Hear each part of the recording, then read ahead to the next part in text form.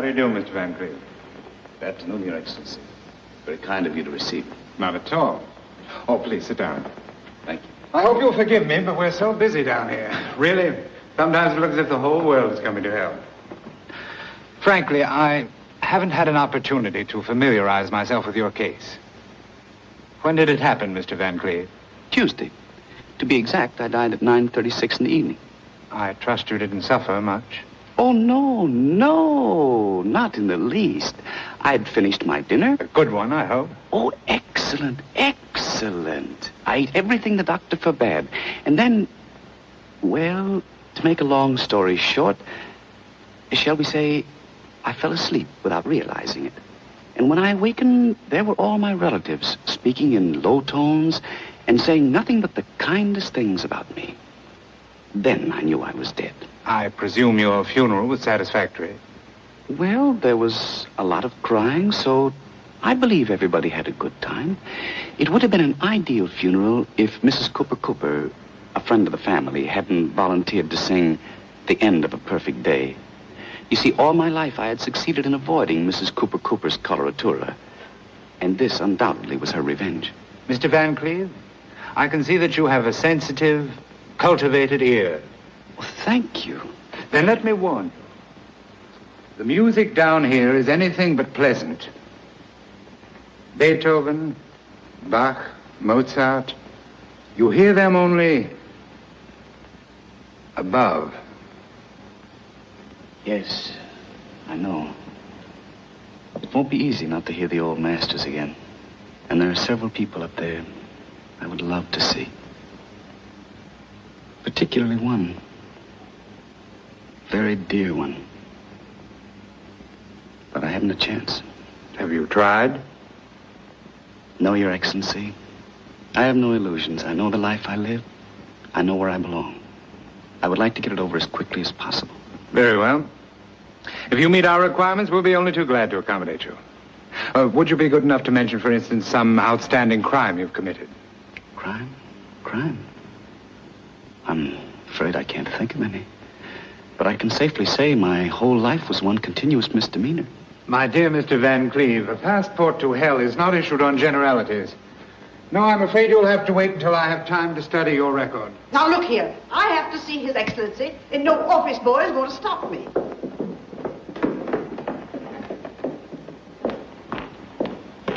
I beg your pardon, Your Excellency. Just a moment. I'm Edna Craig. Oh, yes, I have your record here. You'll be taken care of in just a moment. Really, I don't want to seem rude, but I don't think I belong here. In just Please a don't moment, misunderstand me. I think it's a charming place, isn't it?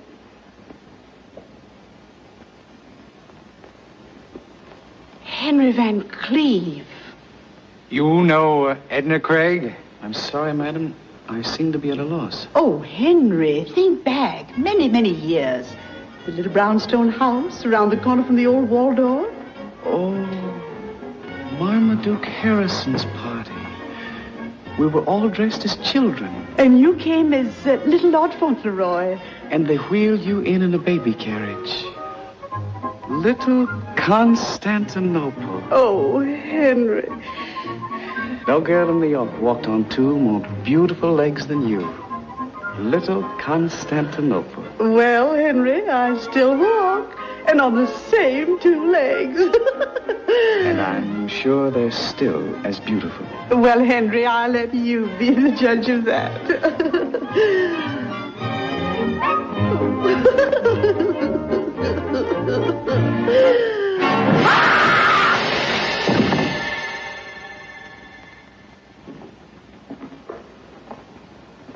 Those things are better left to memory. But I must admit you're beginning to interest me, Mr. Van Cleve. I think I can spare the time to listen to your story. Thank you, Your Excellency. Please sit down. Perhaps the best way to tell you the story of my life is to tell you about the women in my life. Well, let's start with the first woman. My mother. A lovely lady, but prejudiced. She thought I was wonderful. She was the first woman I ever fooled. Then there was my grandmother. she was just as prejudiced as my mother. Oh, he's a little darling. Let me hold it. No, please, Mother Van Cleve, let the baby rest. You're just jealous, Bertha. I can't stand this any longer. I'm going to speak to Randolph about this. Yes, Randolph. First you take my son away, and now you want to alienate my grandchild. My diapers needed changing, and already women were fighting for me. What a way to start a man on the road of life. I was not even 2, and I already got involved in a triangle. At home, in the presence of my family, I was the only man in my nurse's life. I was her honey bunch, her oogie woogie woo. But the minute we got to the park... Hello, Bedelia. Well, if it isn't Patrick himself. Shut up, you nasty little brat.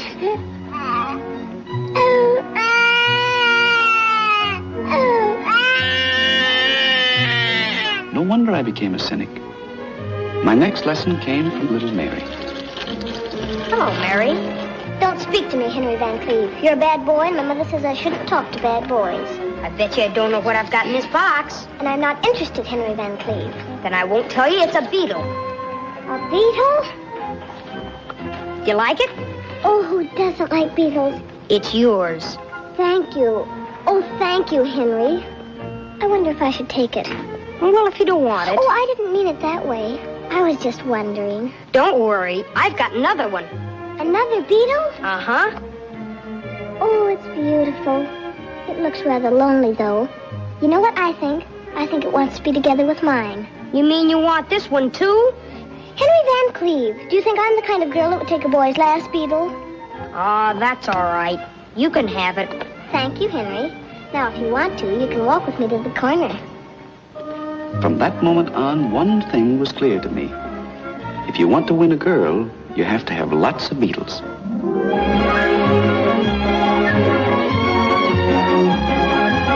I was growing rapidly, and so was New York. Yes, New York was becoming cosmopolitan, and no household was considered fashionable without a French maid. So one day, a Fifth Avenue coach stopped in front of our house, and out of the coach and into my life came Mademoiselle.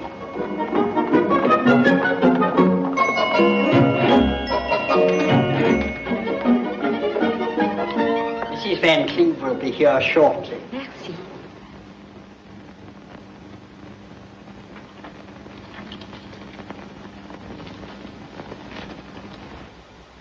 That's Mr. Van Cleve. Oh, monsieur, charmant, charmant. This is Mr. Van Cleve's father. He lives here, too. Oh, grandpapa, sweet, very sweet. And who is this darling little boy? That's the young master. He's not so darling. Bad boy? Not good. Good morning. Bonjour, madame. How do you do, mademoiselle? Your name is, Yvette Blanchard. Yvette Blanchard. Oui. The agency tells me that you've just arrived from France. Oui. And are seeking employment in this country. Oui, madame. You have references? Oui, madame. May I see them, please? Naturellement. Voilà. Thank you. Oh, they're in French. Oui, madame. But believe me, toutes les références excellentes. Here, my last employer, Baroness Lalotte, wishes me to be such grand success in America that I shall never have desire to return to France.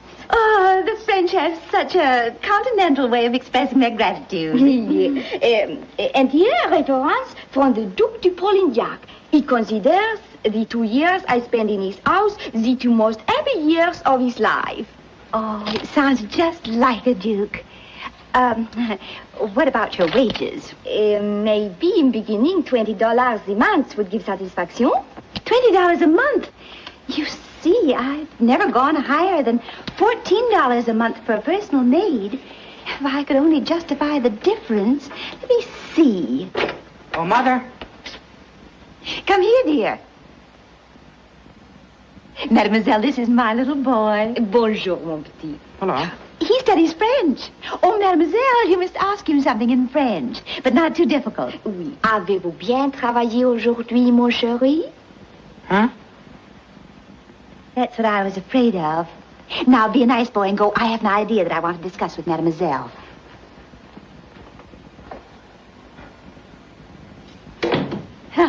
A brilliant child, but a little backward in his French. And it just occurred to me that... Oh, madame, it would be pleasure talk only French to little fellow. My whole vocabulary I may present to your baby. With me in house in 1 month, I assure madame will not recognize all that. And only for $20. Of course, that's $6 more than I ever paid before. But let's try it. Merci, madame. Au revoir, madame. Goodbye, mademoiselle.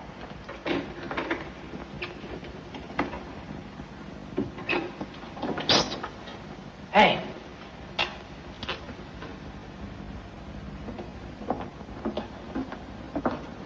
Oui? You're not going to work here. I'll see to that.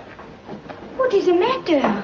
Did I make little boy angry? Now, see here. That's the last time anybody's going to call me little boy. Oh, so sorry if I hurt feelings, but Mama... Yes, Mama. That's the trouble. Mama and Papa and Grandpapa and Grandmama. It's a conspiracy to keep me in short pants. They think they own me, body and soul. Ah, je comprends. My understanding for young man is perfect. Your soul is bigger than your pants. Oh, you need very warm friend with sympathy. Moi, I would be with.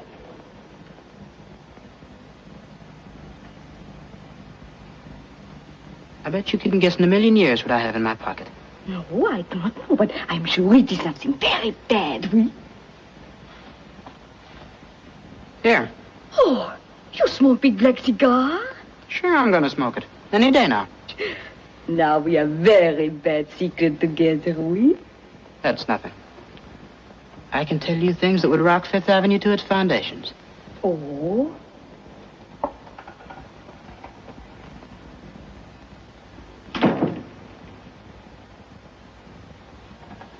I'm going to get married. You married? I have to, darn it. Oh, this is much worse than cigar. When did disaster take place? Oh, it all happened pretty suddenly. There's a girl around the corner. Well, you know. But I do not know. Tell me. Well, we were walking in the park and it started to rain. Oui? We climbed into a policeman's shed. And the policeman? He wasn't there. Well, anyhow, before I knew it, I lost my head. I don't know what got into me. I took her into my arms and then... And then? I kissed her. I may just as well face the consequences. Excuse my asking question. This might sound very childish to grown-up young man, but did you ever consider idea not marrying girl? It's out of the question. It would destroy me socially. I could never go to Harvard. Why, when my father kissed my mother, she knew what he meant, and he knew she knew it. Écoute, mon chéri. In your papa's time, Papa kissed Mama and then married. But this is 1887, time of bicycle, the typewriter has arrived, soon everybody speak over the telephone, and people have new idea of value of kiss. What was bad yesterday is lot of fun today. There is a wonderful saying in France, les baisers sont comme des bonbons qu'on mange parce qu'ils sont bons. This means kiss is like candy. You eat candy only for the beautiful taste, and this is enough reason to eat candy. You mean I can kiss a girl once? 10 times, 20 times, and no obligation. Now listen, are you telling me the truth or just trying to keep your job? I swear by the extra $6 I get from Madame. Gosh, this is a wonderful age I'm living in. Oui, so you do not have to worry about little girl. Oh, I've forgotten about her already. I guess I'm pretty blasé. Listen, Frenchie. What is it, my friend? If that's the way things are in 1887, what do you think's going to happen in 1888? Ah, we make that the subject of our first French lesson. Au revoir, monsieur.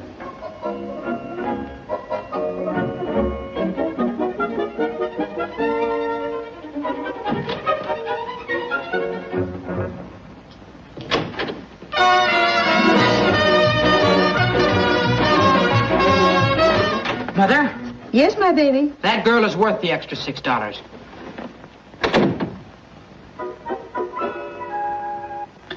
The pride of all the Van Cleves was my cousin Albert. He was the fulfillment of a parent's dream. Always the highest in his class. Never had he thrown a stone into a window, nor did he ever put a mouse in his teacher's bustle. His ears were always clean. This, I think, will give you a rough idea of Albert. And I'll never forget the morning of my 15th birthday. The presents were waiting for me in the living room. But suddenly Father came running down the stairs, excited and breathless. Fogdell! Fogdell! Yes, Mr. Van Cleve. Tell Robinson to go immediately and get Dr. McIntosh. Tell him our little Henry is ill. Yes, sir. Oh, my poor baby. The boy's acting so strangely, Randolph. Randolph. Now, Bertha, we must keep a stiff upper lip. Randolph, he's talking all the time as if he were in a delirium. Well, what does the boy seem to be saying? Well, if I only knew Randolph. He's talking French, nothing but French. French? Oh, Randolph, our boy, delirious in a foreign language. Oh, Bertha, this is an emergency. We must do everything step by step. And the next move is to find out what the boy is saying. Fogdell! Yes, sir. Tell Mademoiselle to come to Master Henry's room immediately. Very good, sir.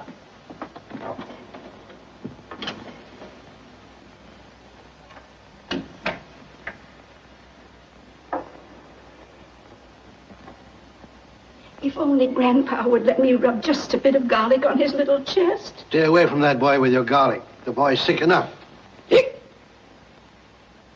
Randolph, did you hear that? Did you hear that, Grandpa? I'm not deaf. The child's poisoned. That's what it is. Oh, Randolph, what shall we do? What shall we do? No, there's only one thing to do, Bertha. Keep a stiff upper lip. But that won't help that poor poisoned boy. If I had my way, I know what I'd do. A big glass of cold water right in that boy's face, and I think he'd start talking English. You go, you barbarian. Oh, please. You mustn't do that. Please, you mustn't do that. Oh, Mademoiselle. Did Madame send for me? Yes, mademoiselle. Our little Henry. He's sick? Yes, mademoiselle. Oh, excuse, Madame, I'll be right back.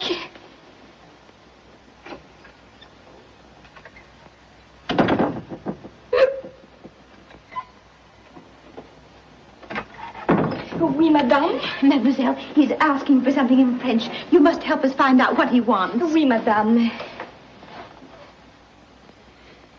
Look, he's smiling. He's far, far away. Well, he seems to be in another world. He's looking at Mademoiselle. I wonder what he sees. Yes, I wonder. Oh, je suis si malade. Mon estomac me fait si mal. Is he clear? Does it make any sense? Oh, his French is absolutely perfect. Such beautiful grammar. Mademoiselle, at the moment, we're not concerned with the young man's linguistic accomplishments. Randolph, don't be I'm harsh. sorry if I seem to have lost my temper, but the occasion is a trying one. If you could only tell us what the child is saying, it might help us to meet the situation.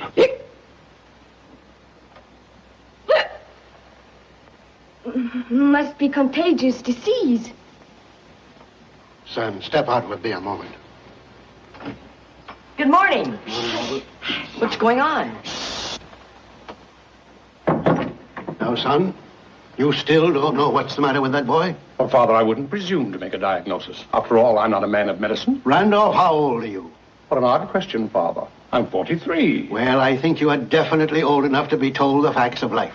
What are you driving at, Father? Now, son, don't look at me with those big wandering eyes. It breaks my heart, but I'll have to shatter your childhood illusions. Randolph, my son, there is no Santa Claus. And that child of yours...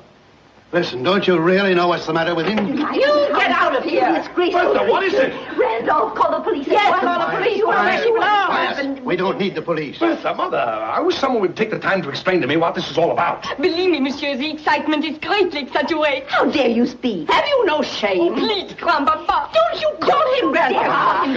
You are Shut up. your Grandpapa. Go ahead, call me Grandpapa. Merci, monsieur. Merci beaucoup, monsieur. You are very kind. Yes, I'm very kind, but you'd better go and pack your things now.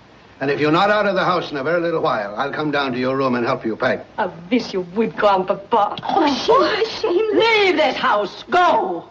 There is old French saying, if you are thrown out of house, you better resign. Au revoir. I still would appreciate it if someone would tell me what all this has to do with our little Henry. Fortunately, Uncle Randolph, French choice being one of my favorite subjects, I was able to understand the incredible conversation between Henry and Mademoiselle. I don't know how to begin. All right. Henry had a glass of wine. We all know that. Henry? Intoxicated? From what I overheard, at or about 10 o'clock last night, Henry and this foreign young woman slipped out of the house. Before doing this, however, Henry wrongfully took possession of his father's dress clothes, including $20, which Uncle Randolph was negligent enough to leave in his pocket. Imagine they went to Delmonico's. Did they have a good time? They drank champagne. Our little baby drank champagne. Well, thank you, Albert. But that's not all, Grandfather. It seems, from what I could gather, that Mrs. Astabrook of the Astabrooks, who was sitting at an adjoining table, resented bitterly the idea of Henry dropping a nickel into her decolletage and complaining to the management because no chocolate bar dropped out of Mrs. Astabrook. Mrs. Astabrook? How can I ever face her? What a disgrace. I'm going to teach that boy a lesson. Yes, that's what he deserves, throwing nickels around like that. Knowing the Astabrooks, I can tell you right now, we'll never see that nickel again. I have reached my decision. That boy is going to be spanked and severely. Oh, Randolph, don't hurt him. Please don't hurt him. Please. He's such a baby. Well, I assume there will be no further birthday celebration. I'm afraid not. I believe I can utilize this time very beneficially, so I'll say goodbye. Goodbye, Albert. You're a real credit to the family. Thank you, Grandfather.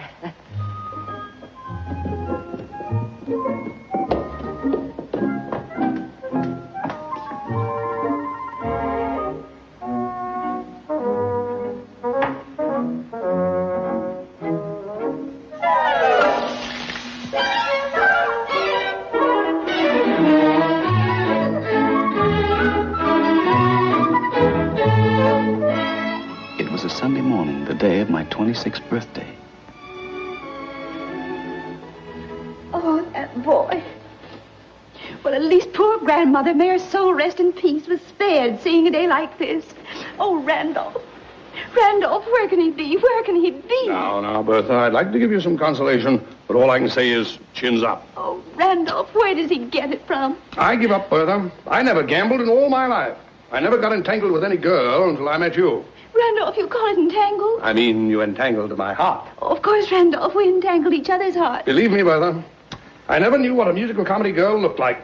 Well, what can he possibly derive from that company? To me, they were creatures from another planet.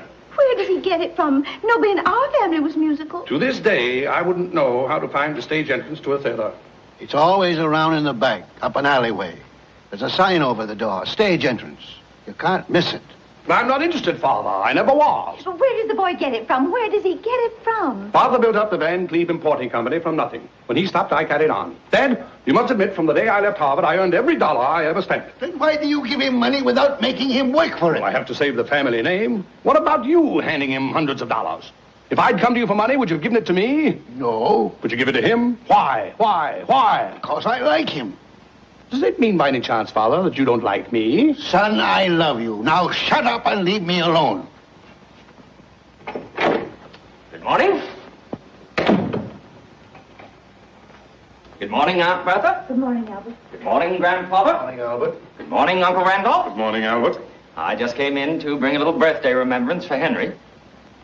Anything wrong? Isn't he home? 11 o'clock Sunday morning. If I know my cousin Henry's probably still in church. I mean that humorously. Albert, I'm struggling successfully against the gout. I'm waging a terrific battle with my liver, and I'm holding my own against asthma. But I doubt if I have strength enough to survive your jokes. You're a successful lawyer. Let it go at that. I love you, Albert.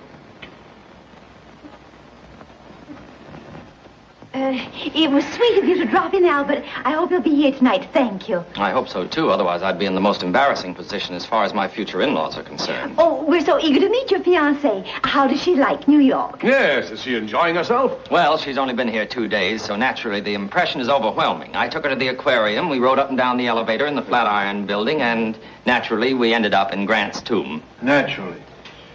And her parents? Oh, yes. How does the big Kansas City butcher like New York? Now, Father, please. I assume that you're referring to my future father-in-law, who happens to be one of the great meat packers of our time.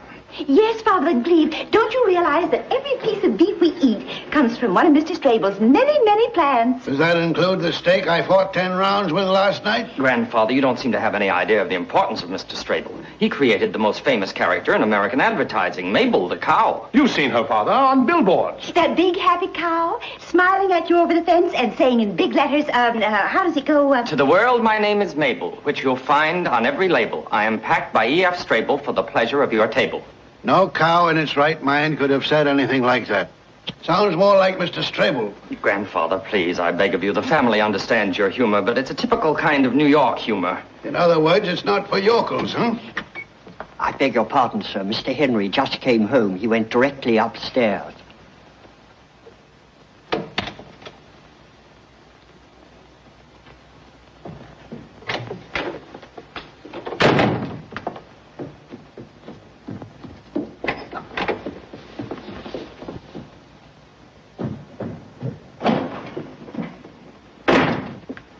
Aunt Bertha, when you see Henry, will you tell him that as a Van Cleve, I have the right to demand that he keep the shadow of scandal off our name?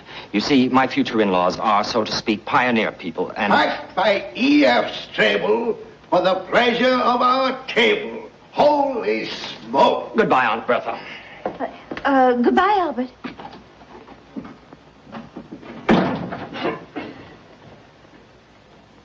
Well, this time I was firm. Good, Randolph. What happened? We asked for $100, but I told him I'd let him have only 50. Randolph. And not right away. For the first time in 27 years of marriage, I feel like criticizing you. What do you want me to do, spank a 26-year-old boy? No, but at least I expected a verbal lashing.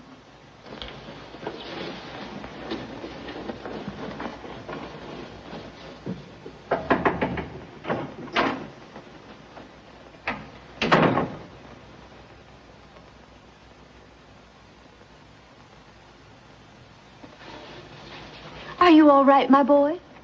Yes, Mother. Many happy returns of the day. Oh. Mother, I'm sorry if I made you unhappy. Oh, Grandfather and Father and I are worried to death about you. You don't give your family a single thought.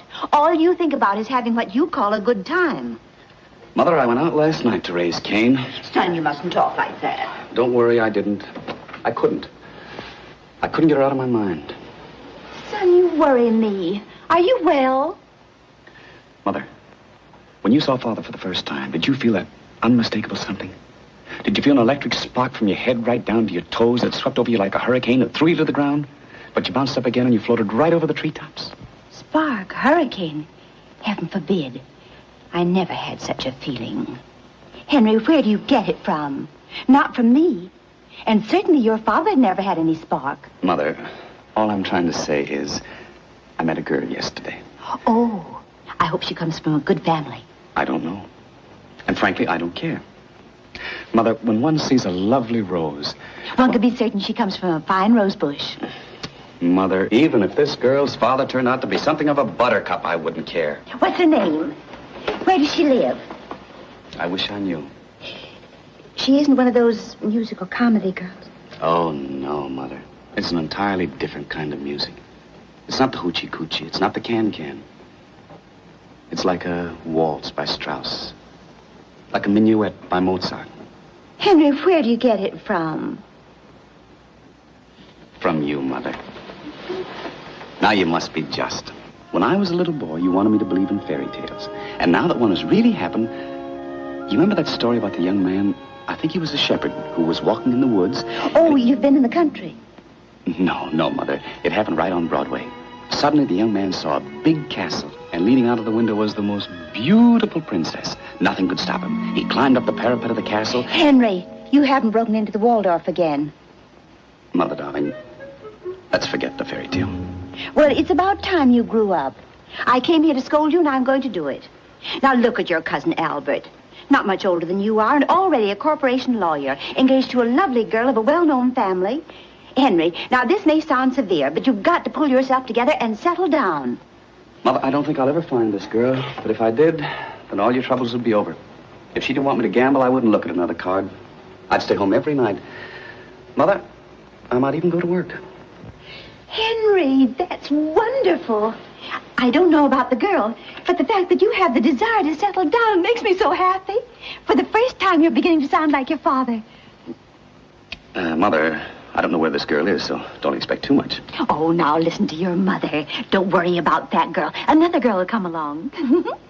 I'll look for one myself. How's that? Fine, Mother. And when I find a girl for you, she'll be Miss Wright. And you know where we'll find her? In the home of Mr. and Mrs. Wright. Oh, Henry, you're making me so happy. Mother, I was riding around for hours and hours trying to forget this girl. Oh, child, don't worry. Well, it was very expensive. The cab was still waiting out in front. And the driver was so nice to me that I promised him... I know. Your heart's always bigger than your father's pocketbook. Look under your pillow. I put something there last night.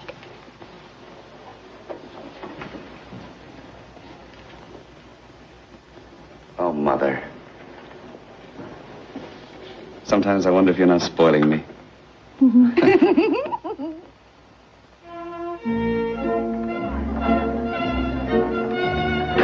Here, dear. Well, Thank you. This is a great occasion. You must be proud of your Albert.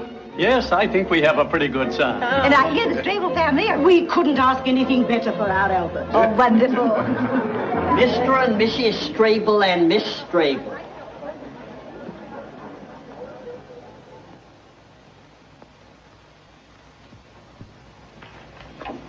Good evening, Grandfather, Aunt Bertha, Uncle Randolph, dear, dear family. It is my privilege and honor to present Mr. and Mrs. E.F. Strable. And last but not least, well, here she is.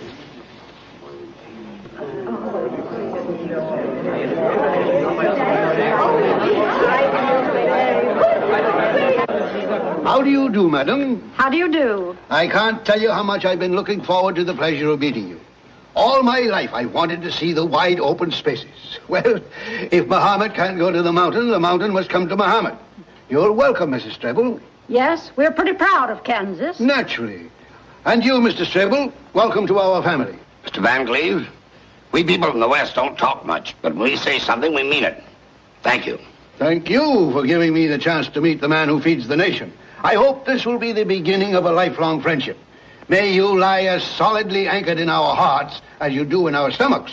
And, Grandfather, this is Martha. So this is Martha, huh?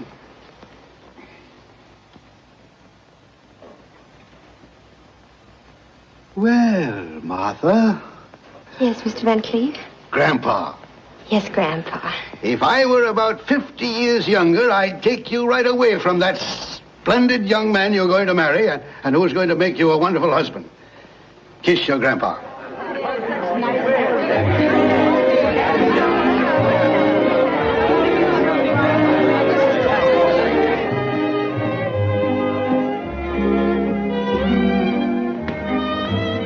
Well, I see the mob is assembled. Yes, sir. Flockdale, is that? That's Mr. Strable. And that spreading chestnut tree under which Grandfather is standing? That's Mrs. Strable. And where's the lucky girl? Standing beside your Aunt Minetta with her back to us. She's just turning round.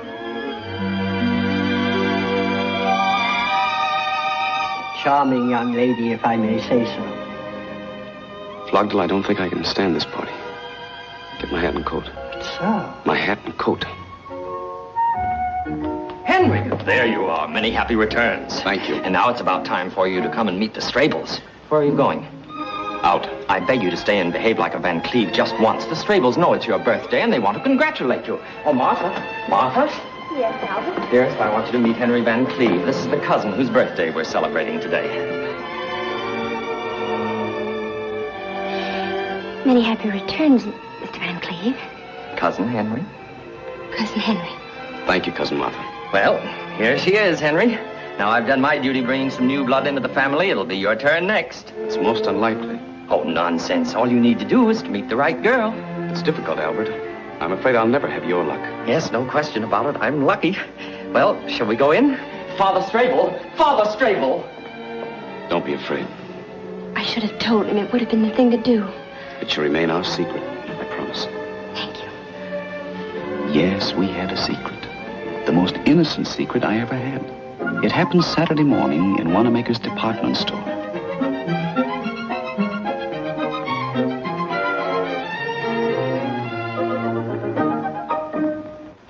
Hello, Mother. I'm at the hairdresser's. They're still doing my hair. Yes? Oh, yes. Just a moment and I'll ask them how long it'll be. Here was a girl lying to her mother. Naturally, that girl interested me at once. They say it'll take about 15 more minutes. I'll be home at the most in half an hour. Don't worry, Mother. Goodbye. Why was this angel lying to her mother? I had to find out, so I followed her. But even if she hadn't lied to her mother, I would have followed her anyway.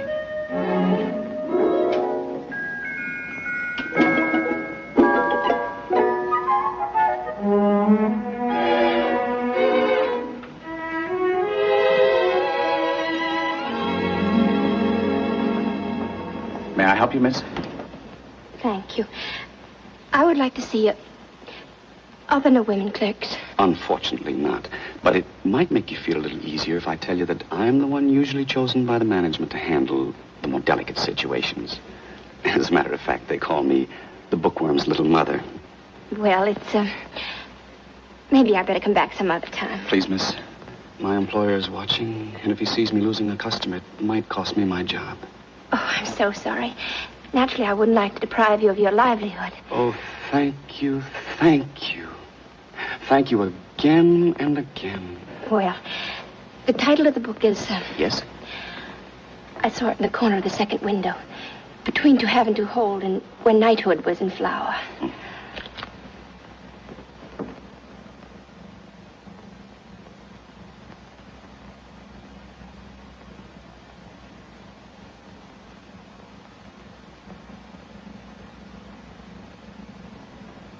There you are. I probably should apologize. I imagine I should have called you madam. No, it's still Miss. But not for long, I presume. That's quite right. How much is the book? Oh, we would be only too glad to charge it if you would be kind enough to give me your name and address. Thank you, but I'd rather pay. How much? It's very expensive. Oh, that's all right. Now, this is against the interests of Mr. Brentano. But since I am, so to speak, your literary confessor, I must be honest with you. Don't buy this book. You don't need it. I'll tell you something much more appropriate for you. Leave your nest and fly away with me. Well, I might buy that book, too. Well, we don't have it in stock right now, but I'd love to discuss the idea with you. And if you like it... I'm afraid I haven't much time. So please, will you tell me how much is How to Make Your Husband Happy? Look at her. Dr. Blossom Franklin. Now, where could a woman like that have found out how to make her husband happy? You certainly don't want to learn anything from her. You're so charming, so young, and so beautiful. I beg your pardon. You shouldn't say such things. You see, miss, when selling literature, one gets poetic. And you must forgive me if I take poetic license once in a while. I'd rather not discuss it any further, and if you don't mind, I'd like to buy this book. I do mind. Now, imagine I'm the man you're going to marry. I couldn't imagine any such thing. Well, what's the matter with me? You think I'm that terrible? Please, I just came in here to buy a book. That's all. I understand. But for the sake of discussion, let's say we are getting married. Believe me, I don't want anybody to tell you how to make me happy. The greatest gift you could bring me is to be just as you are. Adorable. All I want is a book. Stubborn, eh? What? Pardon my poetic license. If you don't change your attitude, I shall have to complain to your employer. I'm not employed here. I'm not a book salesman. I took one look at you and followed you into the store. If you'd walked into a restaurant, I would have become a waiter. If you'd walked into a burning building, I would have become a fireman. If you'd walked into an elevator, I would have stopped between two floors and we'd have spent the rest of our lives there.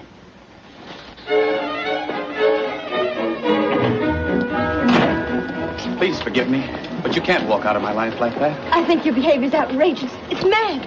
I must insist that you leave me at once. Never, never. Ain't annoying you, miss? If he is, just say so. I'll take care of him. Am I annoying you? Tell the officer. No, the gentleman was just saying goodbye. Well, goodbye. Goodbye. This was our terrible secret.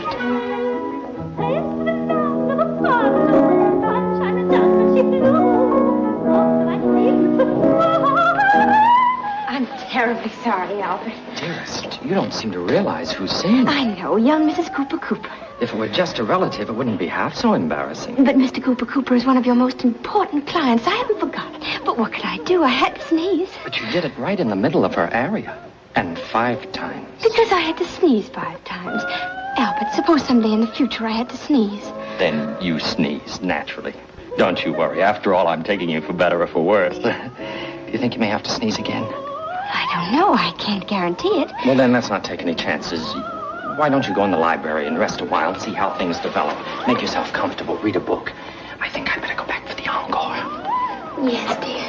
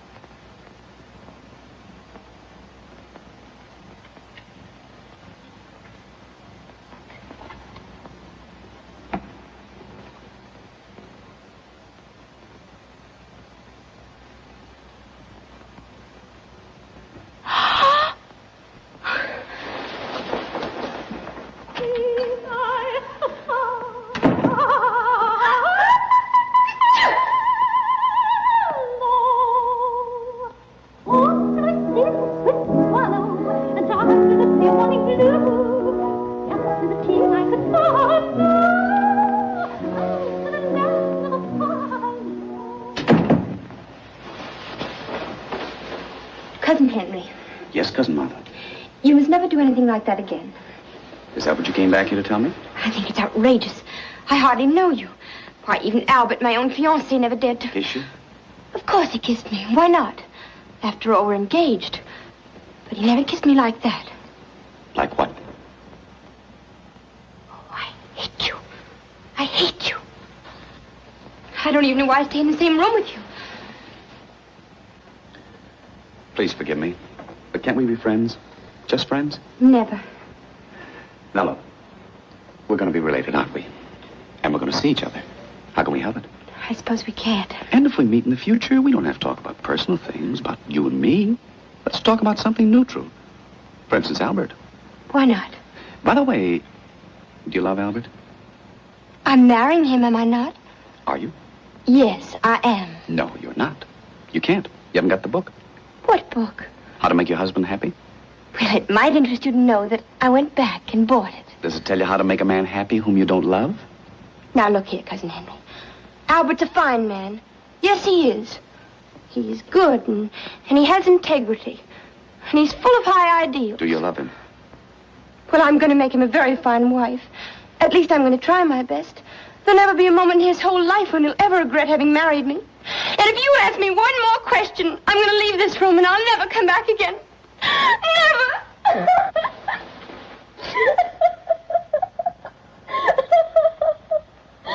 I still can't understand it. An angel like you and Albert, it doesn't make sense. Why do you want to marry him? Well, you see, I always wanted to live in New York. I don't want to say anything against Kansas, but life on my father's estate. Don't misunderstand me. We have all the modern conveniences and luxuries, but... Oh, and you don't know Father and Mother. Well, I've only just met them. Don't you think they're sweet? Well, yes, very sweet. Yes, they are. But it's not very easy to live with them. You see, most of the time they don't talk to one another. And whenever a young man... And there were some very nice ones. Oh, I'm sure of it. If one of them asked for my hand and my mother said yes, my father said no. And when my father said yes, my mother said no. But Albert came at one of those rare moments when they were both on speaking terms. And if I hadn't said yes, who knows when my parents might have been talking to each other again. I might have spent the rest of my life in Kansas. Don't misunderstand me. I love Kansas. It's just that I don't feel like living there. Besides that, I didn't want to be an old maid. Not in Kansas!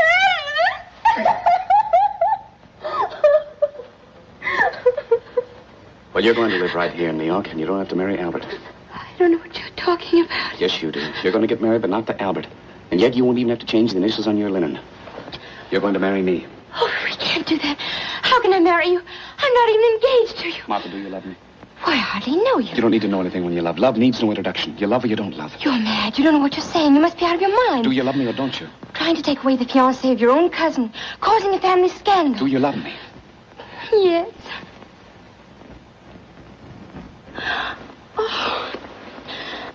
Oh, why did you ever come into my life? To make you happy. To hold you in my arms forever.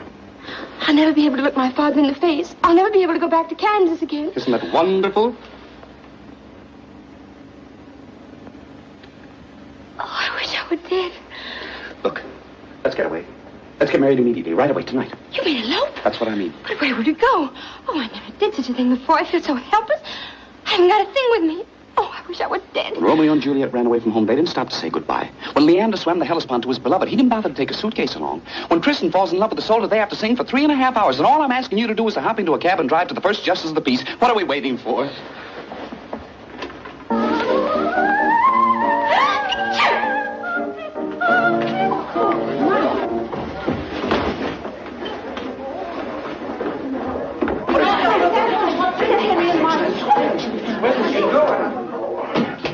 What happened? They left in a cab. They're going to get married. Married? Frederick! Oh, Randolph, where does he get it from? Now, Bertha, keep a stiff upper lip. Sir, I am still too dazed to express myself clearly, but I assure you that the sentiments of our family are with you. If this happened at home, my husband would jump on a horse and lasso them back. Don't you tell me what I would do.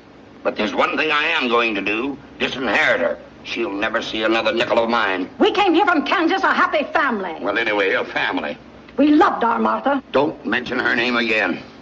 And if she comes crawling back to me on her knees, she'll find the door closed. And don't you open it. Please, dear family, thank you for your efforts to comfort me in my bereavement. But I feel there are others who need even more consolation than I do. Uncle Randolph and Aunt Bertha, you will have to forget as the years pass by that you are the parents of the guilty party. And you, Mr. and Mrs. Strable, well, there's very little I can say to sustain you. And to you, Mrs. Cooper, I offer our deepest apology for the unfortunate interruption of your beautiful aria. I would like to go on, but straight's too much.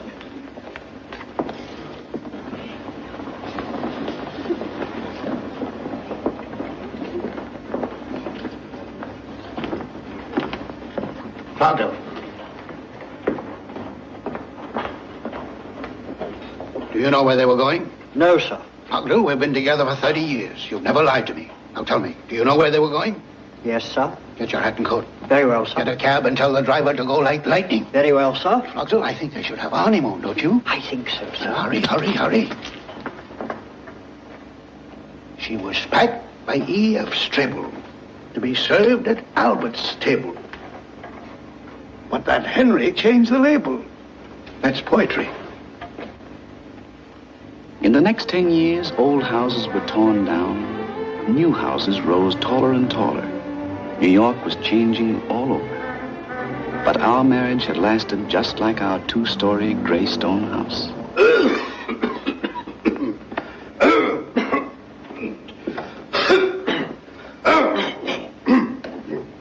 Good morning, Fogdell. Good morning, sir. Oh, you're a new man, aren't you? Yes, sir. How long have you been here? I should say about a year, sir. Oh, yes.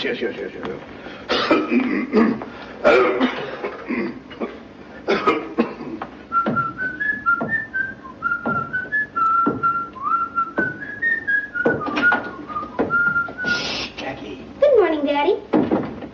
you know very well you're not supposed to bounce that ball until your mother is up. I'm sorry, Daddy. Now, I've told you this many times. And I'm always sorry, Daddy. Daddy, I'll bet you'd like to know what I'm going to give you for your birthday. Yeah, I'm dying to know. It's something to wear. Well, let's see now. Is it a tie? I'm not telling. I'll give you a hint. It has 22 colors in it. No tie can have that many colors, so it can't be a tie. It can't be, huh? No, I'm not saying it is a tie. But if it were a tie, there wouldn't be another one like it in the world. Well, I can believe that, Jackie. Daddy, how old are you going to be? 36? That's pretty old, isn't it? Well, I never thought about it, but I guess it is. Daddy, when you were as old as me, what kind of a kid were you? Well, I was very obedient. When my parents told me to go to bed, I went without arguing. I did my schoolwork, brushed my teeth every morning. Gee, Daddy, I guess you were a wonderful boy. Well, I suppose I was. And old Grandpa must be a terrible liar. Well, goodbye, Daddy.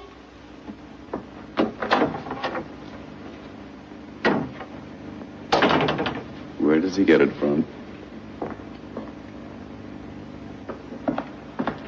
Good morning, Grandfather. How you feeling? That's fine. Morning, Mother. Good morning, Henry. Mother, I want you to look at this. Do you think Martha will like it? Oh, it's beautiful. After 10 years of me, she's entitled to it. Yes, 10 years next Tuesday, and you'll be 36. Mm-hmm. Oh, if your dear father could be here and share this happiness with us.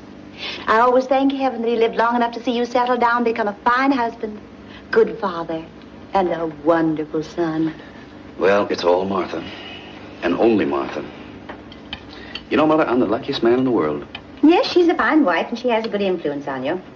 She's pretty lucky herself. Yes. Don't be a mother-in-law. By the way, isn't she coming down to breakfast? I didn't go into her room. The opera lasted until after midnight, so she's probably tired.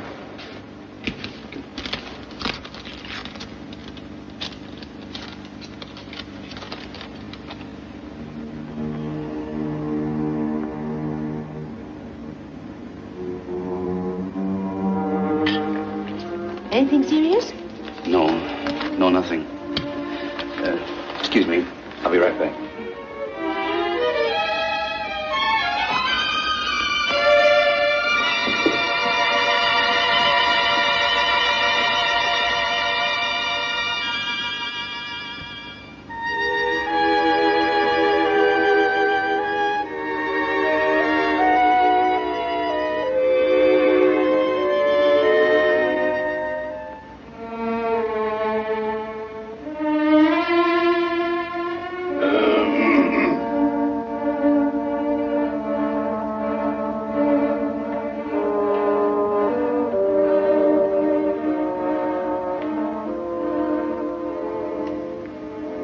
Where is she?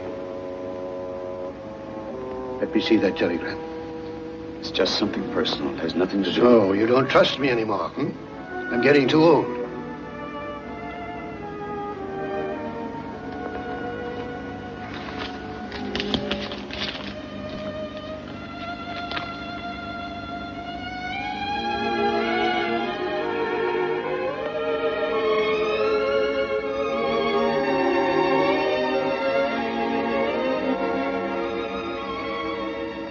Henry? You mean we've lost Martha? It's impossible. It's incredible. It just doesn't make sense. Martha leaving me. What'd you do? What happened? I don't know how I can go on living without her. Grandpa, I love Martha. I love her more than anything in the world. I didn't ask you that. I asked you what happened. I don't know. I always thought she was very happy with me. I don't know what she's heard. You know how people talk about anybody. No man is perfect. But running away like this, believe me, I can't see any reason for it. If a woman like Martha runs away from her husband, there must be a reason.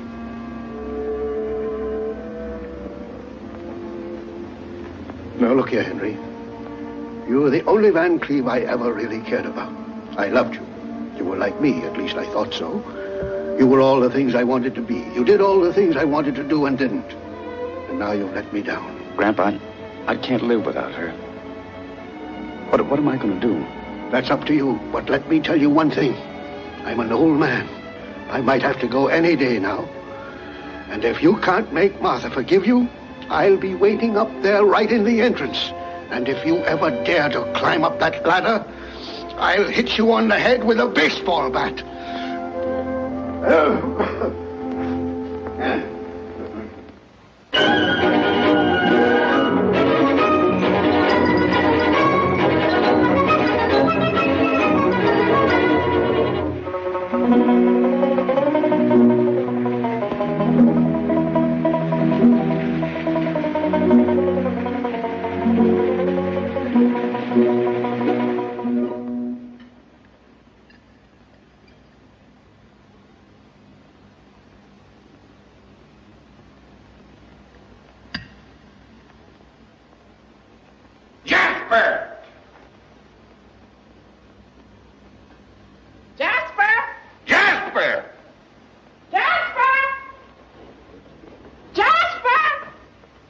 Yes, sir? Where are the funny papers?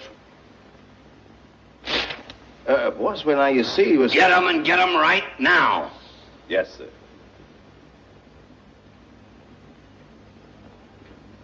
Good morning, Mrs. Strable. Good morning, Jasper. It's terrible bad weather we're having today. You know, when I see it pouring like this, I often wonder where does it all come from. You tell Mr. Strable he'll get the funny papers when I'm through. And not 1 second sooner. Yes, ma'am, I certainly will. Excuse me, ma'am. Boss? I just had a very fine conversation with the missus. And she says if you just be good enough now to give the matter a little patience, as soon as she finishes the Katzenjammer kids, I think I came down especially early this morning to find out if the captain got out of the barrel. This goes on every Sunday. And I'm not going to stand it anymore. Jasper! Excuse me, Mr. Strable. Yes, sir? You can tell Mr. Strable the captain got out of the barrel. Boss! Boss! Got good news for you. The captain is out. Ain't that fine? Now you can have a few more cakes. Just a couple. I can't see how he could get out of that barrel. Why, that barrel had wooden slats nailed down on the top and the bottom, and there were steel bands all around it, and they left it in the middle of the desert. Now, how could he ever get out of it? You eat your cakes while they're nice and hot. In the meantime, I'll see what I can find out. Another lamb chop, Mr. Strable? I don't mind. About that barrel. The way he got out of it was... a friendly snake came crawling... Don't tell me! You know it's no fun unless I read it myself! What are you trying to do? Ruin my Sunday? Will you tell Mr. Strable I was talking to you?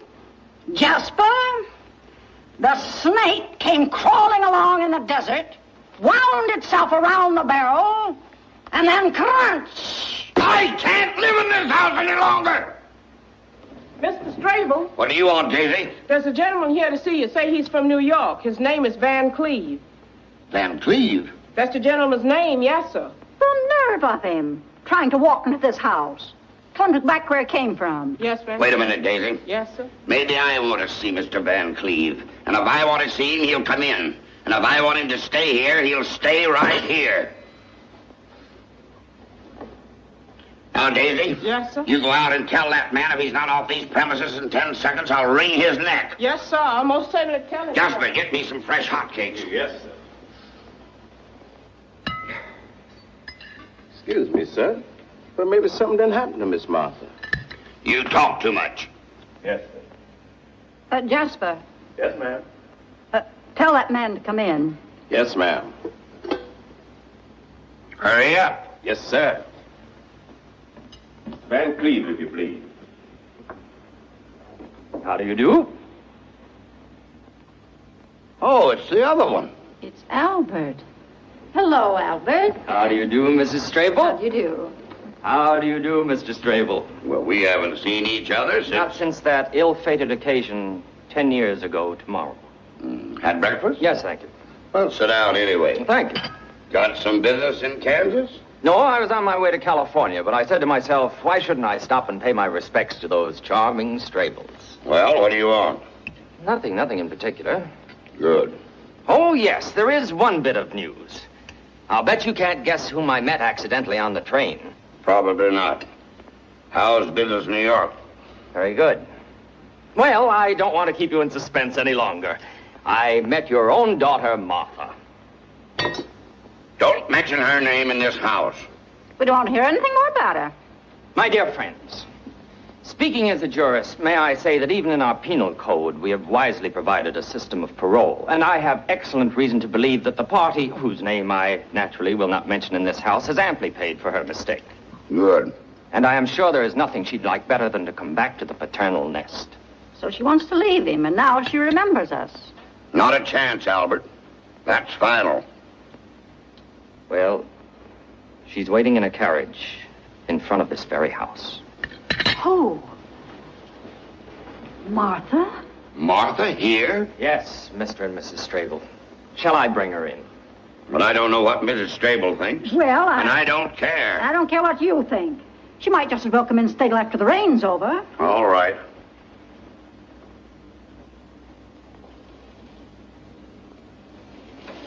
Oh, Martha! Martha!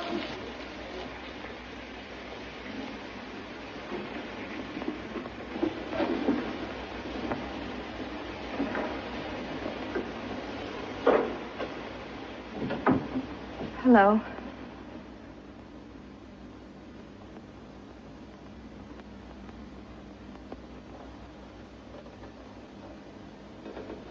Hello, Father. Hello. Hello, Mother. Hello, Martha. Welcome home, Miss Martha. Thank you, Jess. We all missed you. Get out of here. You talk too much. Well, I assume there are things between daughter and parents that are better left to the daughter and to the parents, if you'll excuse me. Well, I suppose it was a pretty muddy ride from the station and all that rain. Yes, I suppose it was. Do you want some breakfast? Sunday morning, we got wheat cakes. Thank you, Father, but I'm not hungry. Well, the place hasn't changed much, has it? No, it looks exactly the same. Maybe now you'll appreciate your home. It took you 10 years to find out that we were right. If you'd listened to your mother... And your father, things might have been different. I think I'd better be going. Oh, you're getting touchy, huh? But if anyone has a right to be angry, it's us. But we're willing to let bygones be bygones. After all, we're not made of stone. If a daughter comes home and is sorry... I'm not sorry, and I don't want your forgiveness. Then what did you come home for? I came here because I felt I wanted to see you. If you expect me to get down on my knees... Now, forget it. After all, you were young, and it probably was all the fault of that... Please, Father. I don't want to hear a single unpleasant word about the last 10 years, or I'll have to go.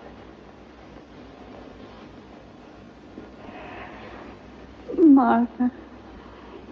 You look so tired, dear. Well, no wonder, after all. Can't you keep still? It's all dead and buried, and let's forget it. Come on, let's go upstairs. You're going to have a nice hot bath, and then you're going to lie down and rest. Now, how's that, huh?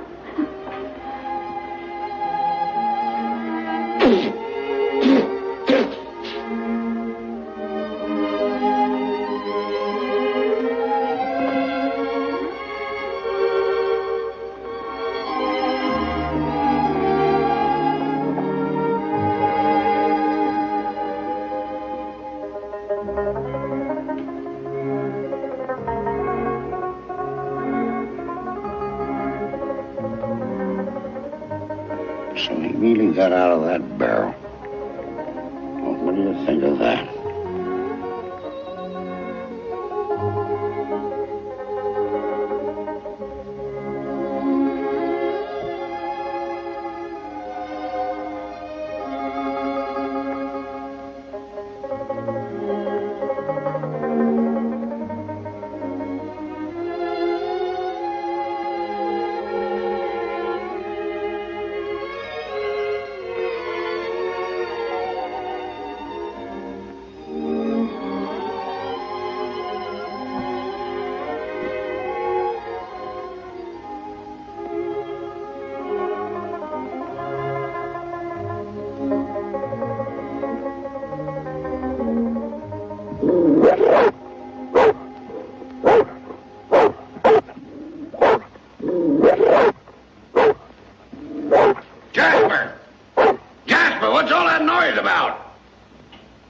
Just had a talk with Mr. Chuck. He said somebody said they saw a couple prowlers on the grounds. Maybe some of them horse thieves. Well, tell Chuck to keep after them. Yes, sir. If necessary, shoot them. Yes, sir. Excuse me, Father, but if you don't mind, I think I'll go upstairs. I'm getting pretty tired. Good night. Good night, Martha. Good night, Mother. Good night, dear. Remember, breakfast is 7:30. Yes, Mother. Good night, Albert. Good night, Martha.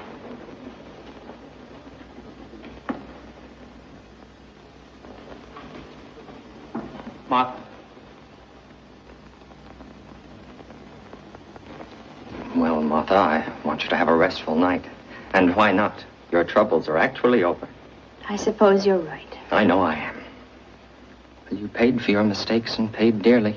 Now, Albert, I don't want anybody to get the impression that I've been the victim of 10 years of misery. Nothing of the kind. On the contrary, I can say there were moments in my marriage which few women have been lucky enough to have experienced. There were times when you were lifted way up to the sky. Yes, way up. Only to be dropped way down afterward. That's not the purpose of marriage. Marriage isn't a series of thrills. Marriage is a peaceful, well-balanced adjustment of two right-thinking people. I'm afraid that's only too true. Well, good night, Albert. Martha, there's one other thought I want you to sleep with. My feelings for you have remained unchanged. That's very kind of you, Albert, and I'm touched. Naturally, I'm not the flashy type like some people. I'd say I was rather on the conservative side. If I were, for instance, a suit of clothes, you wouldn't call me a stylish cut, and I prefer it that way. But I can safely say I'm made of solid material. I'm sewed together carefully, and my lining is good, Martha. Frankly, I believe I wear well. I'm not too hot in the summer, and I give protection in the winter. Need I say more? No, Albert. You've given a complete and accurate description of yourself. Good night. Thank you, Martha.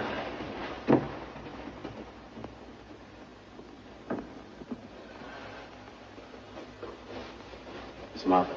Yes? Excuse me. That horse thief we were looking for. Did you catch him? Yes, ma'am. He's in your room, waiting for you.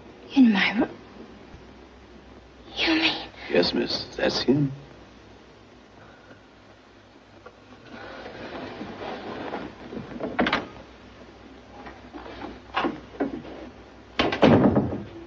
Martha, darling, sweetheart. How could you do a thing like this to me? Don't you realize what I went through? Oh, Henry. Running away like that without a word. Can't you imagine how I suffered? How could you do this to me? Oh, Martha, Martha. Henry, it won't work anymore. What's Albert doing here? I met him by accident on the train. He was very nice to me and... You expect me to believe that? Here I am looking all over the world for my wife, going insane with despair. And where do I find her? 2,000 miles away in a lonely country place with another man.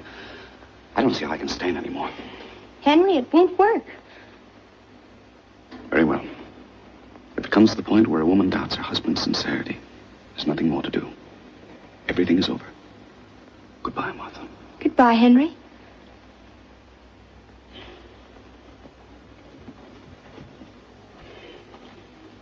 Martha, I really mean this. I'm going. I know you mean it, Henry. All right. Just give me 5 minutes to pull myself together and you'll never see me again. Never, never. Oh, Henry, I know your every move. I know your outraged indignation. I know the poor, weeping little boy. I know the misunderstood, strong, silent man. The wounded lion who's too proud to explain what happened in the jungle last night. So I'm fake. I'm false. I'm cheap. Oh, Henry, please. I know I brought you nothing but unhappiness. You know that's not true. Oh, so we had some good times together. Some wonderful times. Well, then what do you want? What did I do? Even a murderer has a right to defend himself. You can't hang a man without evidence. I know. If I only knew what particular thing is in your mind. Have you seen that Minetta recently? Yes, of course I've seen. Oh, well, now everything is clear. This is something I didn't even want to mention to you. It's so unimportant. When she saw me, yes, I was at the plaza having tea, and at the table with me was a very handsome young woman, but believe me, there was nothing to it. I would have come to and explained to you myself. But you didn't want to make me uncomfortable, even for 1 second. Yeah, that's right, darling. That's exactly right. Henry, it won't work. And besides, Aunt Minetta didn't say one word about you. And it's to the very beautiful young lady at the Darling, plaza. I can easily explain that. Oh, I know you can. You're a master at that. All right. I'm fighting a losing battle. I don't love you. I never loved you. I love everybody in New York more than you. There you go again.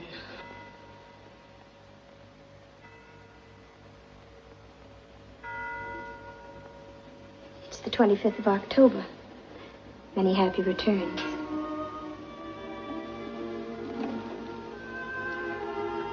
Thank you, Martha. But it's something much more important than my birthday. It's our anniversary. 10 years ago today, I was almost as much in love with you as I am right now. It's very difficult for a woman to send her husband away on their 10th anniversary. Especially when he speaks as beautifully as you do. But I must do it. All right, darling. I know it's all over. I'm sure you'll find someone else who will be really worthy of you. But let's pretend, just for a minute. Happy anniversary.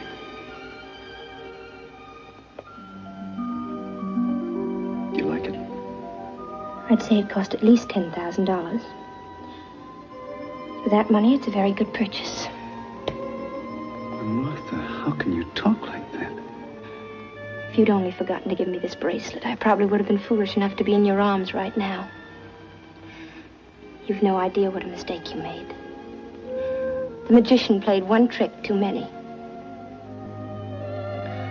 The other day I was having a new photograph made of Jackie and me. I wanted to have it the right size to fit into your wallet. So I slipped into your room. This fell out of your wallet.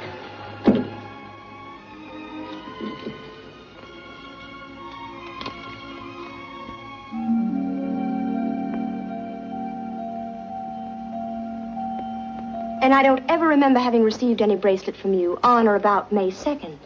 Oh, so that's what it's all about. And to think that you went through all this just because the jeweler made a mistake. And that's what the whole thing is, a mistake. Naturally, I didn't buy a bracelet for $500. Has Cartier ever made a mistake in any of our bills before? Darling, I love you. I think you're the most beautiful, adorable thing in all the world. Do you really believe there's any woman good enough to take me away from you? And if there were such a woman, do you think she'd be worth only a $500 bracelet? Henry, Darling, I'll make you a bet. If Cartier doesn't admit that this whole thing is a terrible mistake... Then you won't buy there anymore. Henry, it won't work. Grandpa! Martha, my darling. Well, come on, let's get started. Let's pack. Grandpa, what do you mean? Well, naturally, you're going back with us to New York. Well, what are you staying there for? You're making a pretty bad job of it. Come on, sweep her off her feet or we'll miss the next train. If I can't make her happy, then I don't want her to come back. Yeah, that's better. No, I mean this seriously. Well, that's why it's good. Look, Martha, let's face it. You want a divorce. I see no other way. What about Jackie? Naturally, I want him. I think you're right. I think he should get away from me. Oh, I didn't mean it that way. But I did. I adore the boy, and therefore I think he shouldn't be with me. Well, I don't think a child should be deprived of his father. Do you want him to grow up to be another Henry van Cleve? And on his 36th birthday, make his wife as unhappy as I've made you? Are the rest of your things in the closet, Martha? Yes. For instance, do you know what our little Jackie did the other day? What? He bought some ice cream for a little girl. Well, what's wrong about that? I think it's charming. But the girl he bought the ice cream for was not the girl he should have bought it for. It wasn't? No. The little devil. And when the one little girl found out that the other girl... Well, that boy got himself into such a mess. Oh, if I only could have been there. You should have seen our little Jackie trying to get himself out of that situation. Did he? Yes. Little girl likes him better than before. Good. What a child. Believe me, he is a problem. I suppose so. When he comes and makes up his little stories, you know they're just little stories, but he wants you to believe them so badly that you wish you could. And finally, what can you do but...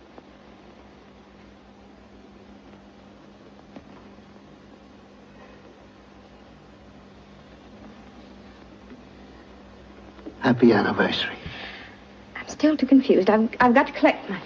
Give her time to make up her mind, Grandpa. She could do that on the train. But what am I going to say to my parents? Send them a telegram. You mean sneak out of the house in the middle of the night? Exactly. Like burglars? Like thieves. We did it once before. Why shouldn't we do it again? How many people are lucky enough to have the thrill of eloping twice in one marriage? That's it. And how many women love their husbands enough to forgive them and take them back and start all over again? Good. And how many men love their wives enough to lie and say they're guilty when they've really done nothing wrong? Careful, Henry, careful. Well, at least nothing that amounts to very much. I wouldn't go any further into that. Oh, come, we'd better get started. I'll see if the coast is clear.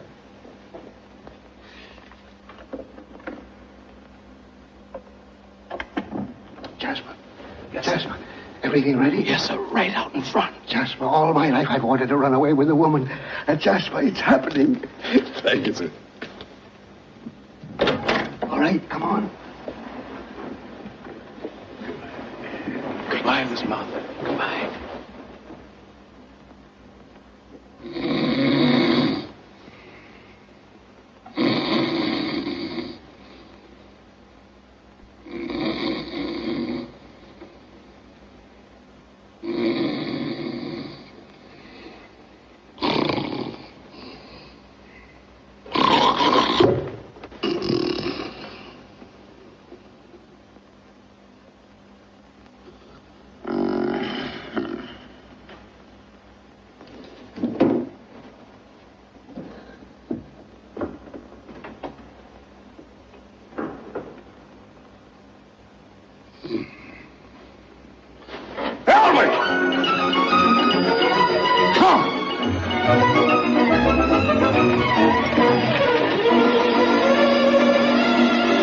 And so farewell, dear F. Stable. We'll take Martha, you keep Mabel. Yippee!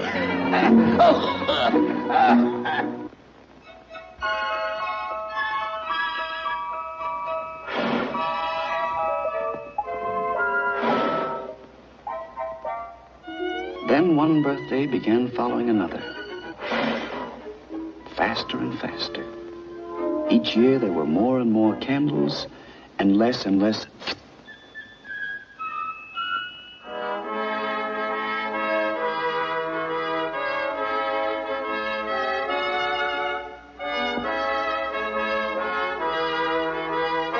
Yes, I became 45. Then came 46, 47. And I stopped counting. On one of these birthdays, Martha and I, just the two of us, went to the Follies. I'm the sheik of Araby. Yes, indeed, he's the sheik of Araby. Your love belongs to me. We're in love, as you can see. At night when you're asleep. Late at night when the moon is shining bright. Into your tent I'll creep. Down the creeping when we're asleep. The stars that shine above. Way up high in the sky up above. Will light our way to love. Will light our way to love. You'll rule this land with me. How happy we will always be. The sheik of Araby. Suddenly, I noticed a very attractive girl coming down the staircase. To me, she was just another attractive girl, but I must admit, attractive. Anyway, a few weeks later, I happened to find out that her name was Peggy Nash. And I happened to hear things about her which made me very eager to meet Miss Nash.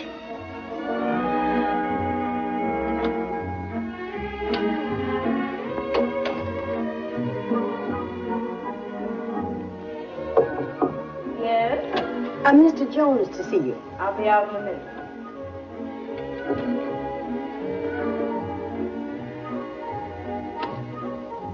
Will you come in, please, Mr. Jones? Thank you. Miss Nash will be with you in just a minute. Thank you.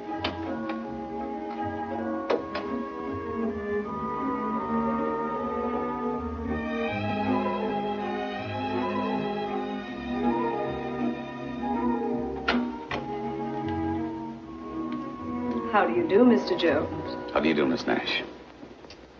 Won't you sit down? Thank you. Thank you so much for those beautiful, beautiful roses. When I saw you the other evening at the Follies coming down that stairway, I said to myself... That's the girl of my dreams? That's right. You see, Miss Nash... Call me Peggy. Well, this is delightful. Hello, Peggy. Hello, Jonesy. Well, Jonesy, let me tell you. That note that came with your flowers... You liked it? Who wouldn't? It was so full of charm. It was so sweet. It had all the quaintness of bygone days. Really? Yes, you know, men don't write that way anymore. Oh, why, there's so few of you left. Miss Nash, to tell you the truth, I didn't exactly come up here to be admired as a museum piece. Now, Jonesy, don't be touchy. Yeah. Anyway, Miss Nash... Peggy? Anyway, Peggy, I'm sure it's a waste of time to talk of the past, when the present can be so lovely that one anticipates a most delightful future. Oh, thank you, Jonesy. What a difference. You know, the moment you meet somebody of today, he says, how about it, babe? Where do we have supper? And the next moment he pulls out a diamond bracelet. And before you know it, there it is on your wrist. How crude. How crude.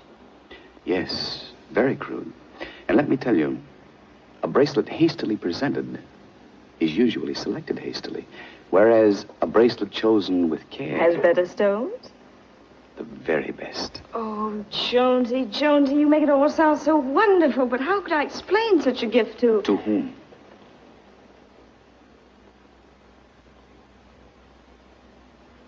Oh, friend of yours? Very much so. Serious? I'm afraid it is. Is there anything I could do to make you forget this young man?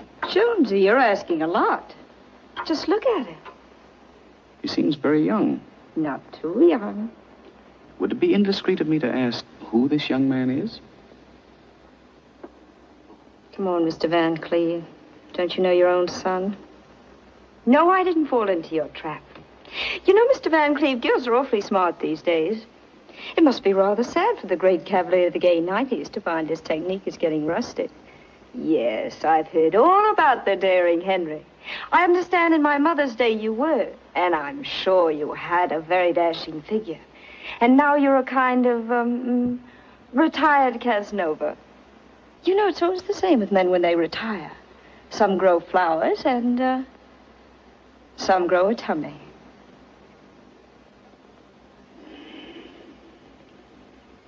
Miss Nash, my son means very much to me.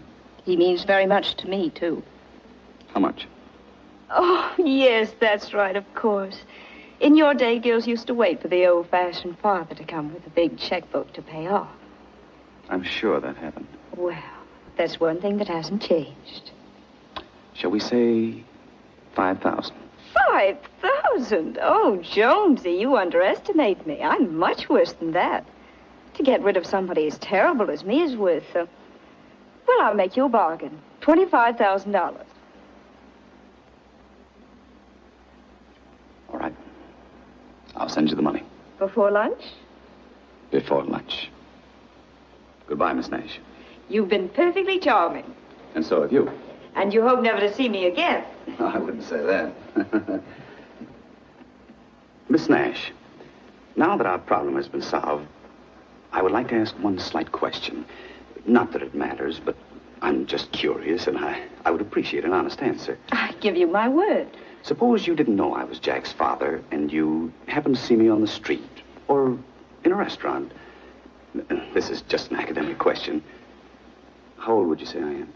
Well, I'd say about 50. That old? Oh, I'm sorry. I didn't mean to hurt you. Oh, no, that's perfectly all right. Thanks very much. Excuse me, but how old are you? 50.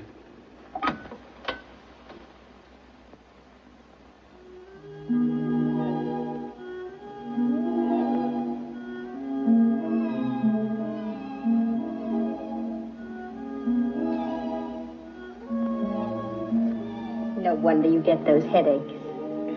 Thank you, darling.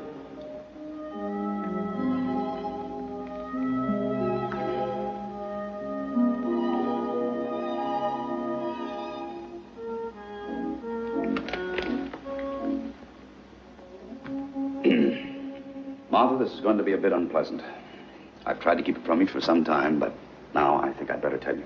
I know. You don't love me anymore. Now, darling, don't try to be funny. It's about Jack. Now, will you please stop worrying about Jack? If he wants to stay out late, what of it? If he's ever going to have any fun, now's the time. Don't spoil it. Martha, this is serious. Very, very serious. I just happened to learn the boy got into the clutches of a certain girl. I went to a great deal of trouble. Believe me, it wasn't easy. But I managed to find out who the girl was.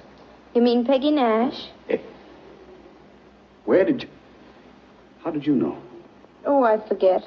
Someone told me. You go to lunch and you hear things. Well, why didn't you tell me? How can you be so placid about a thing like this? Darling, why should I excite you? I know you so well. Certain little things get you all worked up and then you don't sleep. Then you have to take a pill and then you don't want to take a pill. Believe me, Henry, the less attention you pay to them, really these things work themselves out. Oh, Martha, Martha. That is one of your greatest charms. After almost 25 years in New York, you're still the innocent little girl from Kansas. But fortunately, I've had experience with showgirls. And it's a father's function to save his son from the mistakes he made. If we ignore matters like this, how do you think our boy will end up? Just like you with a girl like me. No, darling. Never. Where would he find anybody like you? He couldn't. He won't be that lucky. Aren't you sweet? I have no illusions about myself. Martha, if I hadn't met you, I hate to think where I'd be right now. Well, probably outside some stage door. Or even inside the dressing room. And having a wonderful time. Oh, now, darling. Come on, give me a kiss. No, let's worry about it anymore.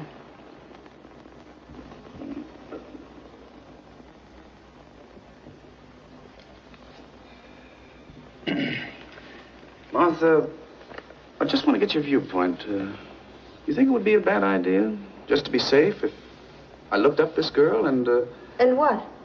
well, maybe just to avoid complications, ask her to leave the boy alone. And if necessary, buy her off?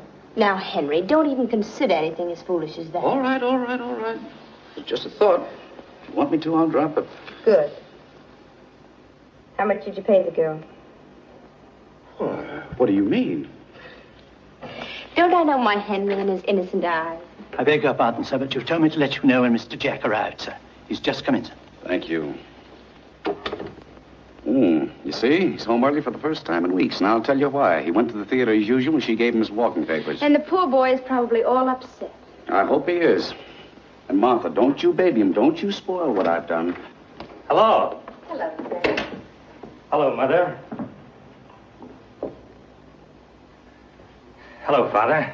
How are you, Jack? Fine. You look a little depressed. Well, me? Well, I never felt better in all my life. Besides that, I could use $100. $100? What for? Well, I want to throw a little party tonight. Take someone out. Oh, I see. Tell me, whom are you going around with these days, Jack? Now, Martha, that's Jack's personal life, and we shouldn't pry into it. Here you are, Jack. There's your $100. Thanks, Father. Have a good time. Thanks. And I'm not interested in whom you're taking out. I'm sure she's all right. Anyway, it's none of our business whether you're taking out Mary Jones, Helen Smith, Mitzi Glutz, or Peggy Nash. Peggy Nash? Father, what is this? Are you trailing me? Where'd you hear that name? I don't know. Martha, where did we hear that name? I don't know, and don't ask me. Well, one has friends, and, yes, and one goes to lunch. Tell me, isn't she a Follies girl famous for coming down a staircase? Well, now, look, we're all grown up, aren't we? Why, certainly. Well, I had a crush on her. Ah, and why not? Why shouldn't he? I don't know, and don't ask me. I understand she's a very attractive girl. Oh, she is. And I took her pretty seriously. Oh, you did, huh? Yes, very. And then after a little time... Yes? I got tired of her. Oh, you did, huh? So then I faced the problem of how to get rid of her. You know, things like that aren't easy. I should say not. Don't ask me. I didn't ask you. I merely made a statement. Go on, Jack. But after all, what could she do to me? I hadn't promised her anything. You hadn't? I should say not. I wasn't the first romance in her life. You know, I'm no baby. But nevertheless, you went there expecting a lot of trouble, didn't you? Yes. But to my surprise, she was so big about the whole thing and let me off so easily. Oh, she did, huh? Well, isn't that fortunate? Yes. You know, she was so wonderful about the whole thing that I almost fell in love with her again. Oh. Oh, but it's all over now, and I'm glad of it. And so am I. And so am I. As a matter of fact, I never was happier in my life.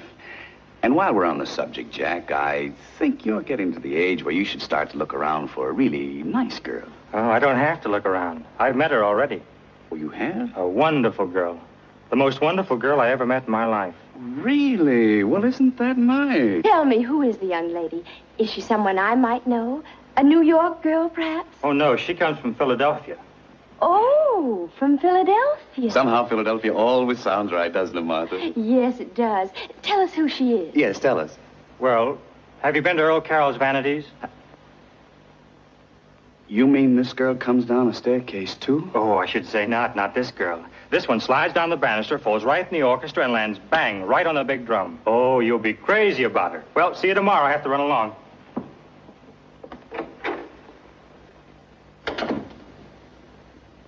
What's the matter with that boy? He's young, Henry. That's all. Come on, dear. It's time to go to bed.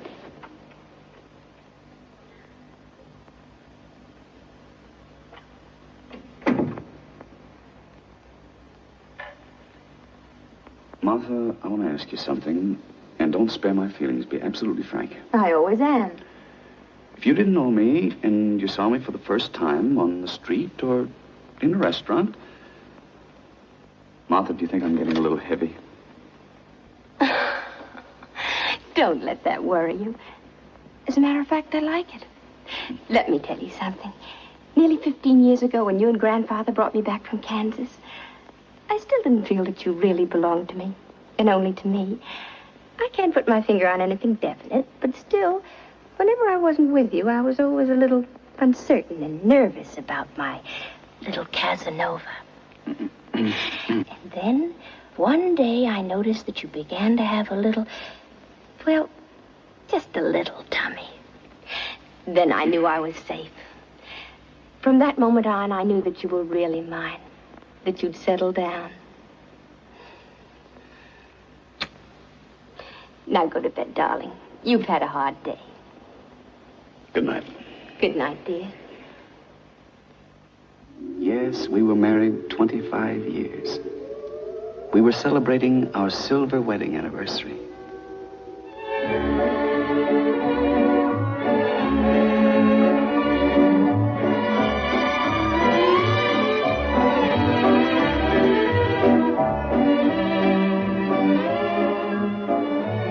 Have you seen Mrs. Van Cleve? No, sir. I've been in the kitchen. Jack, is your mother upstairs? No, I haven't seen her.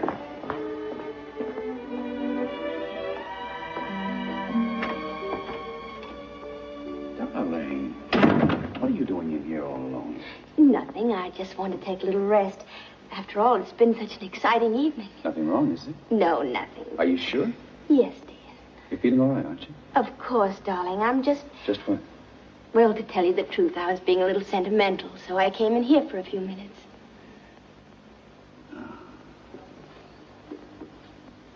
Yes. This is where it all started. 25 years ago. I was standing over there by that desk. No, you were sitting in the chair. Yes, you're right. And then you came in and you stood by the desk. Then suddenly you started walking toward me. Very slowly. very slowly. I could count every step. Oh, you were such a frightened little girl, and the closer I came, the more frightened you were. Darling, I want to make a confession. After all, we've been married 25 years. What is it? I wasn't frightened at all. You weren't? Not at all. And when you were walking toward me so very slowly, do you know what was in my mind? No. I thought, what's the matter with him? Can't he walk faster?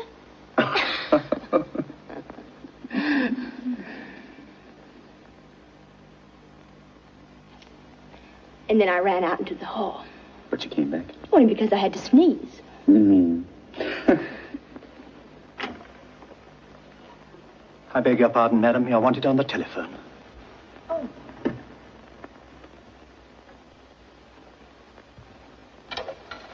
Hello? Yes, I called you. Well, it's really not important. Yes, everything is all right now. I'll call you soon. All right, tomorrow. Who was that? Oh, nothing special. Let's go back to our guest, shall we? Darling, who was that on the phone? I'll tell you all about it some other time. Why not now? Sweetheart, our guests will be wondering where we are. Now, Martha, who was that? All right, I'll tell you. It's another confession. My lover. I don't think that's funny at all. Are you jealous? Oh, don't be silly, Martha. But why can't you tell your husband whom you talk to over the telephone? Besides, I wouldn't have brought it up right now, but just the same, for the past several weeks you've been going out in the afternoons, and you've always managed to avoid telling me where you were. You are jealous. Henry, at last, after 25 years. Thank you, darling. Martha, whom did you talk to? Darling, don't be a baby. What dashing young cavalier would be pursuing me? Plenty. You're still very attractive, and you know it. Henry, I don't think you realize how sweet you're being at this moment. No husband could have said anything lovelier to his wife on their 25th anniversary. Imagine if 25 years ago I hadn't sneezed. I wouldn't be the happiest woman in the world right now. Are you? Yes, Henry.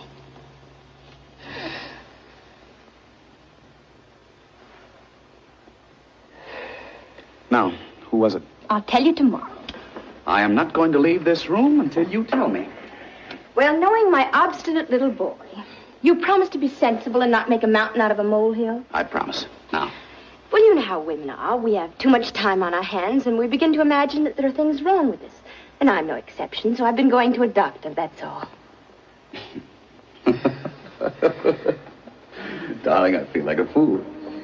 Now, I have a confession I must make to you. I really was jealous. Martha, what did you go to the doctor for? What's wrong? Nothing, really. Oh, so that's why you came in this room. You weren't feeling well. Darling, is it serious? I tell you, it's nothing at all. Just a little dizzy spell. Darling? Now, you promise to be sensible. Come on, let's dance. Martha, what did the doctors say? Listen, dear, if I take 5 drops 3 times a day, and if you don't worry about me too much, we'll both live to celebrate our golden anniversary. Now, come on, let's dance.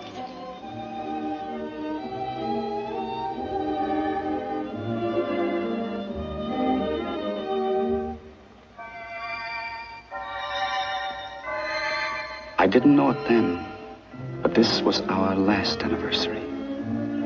It was the last time we danced together. There were only a few more months left for Martha, and she made them the happiest of our lives together.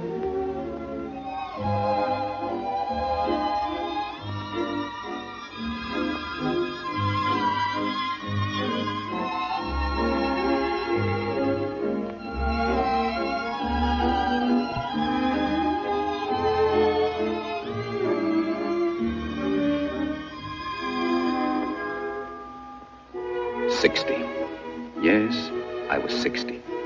Jack insisted on celebrating. And here are my relatives who came to make this birthday an occasion of riotous gaiety. Cousin William, 73. Aunt Minnie, who admitted to 81. The total age of this scintillating assemblage was over 1,400 years. I believe Jack gave this party on purpose, to remind me that I was contributing 60 years to that 1,400.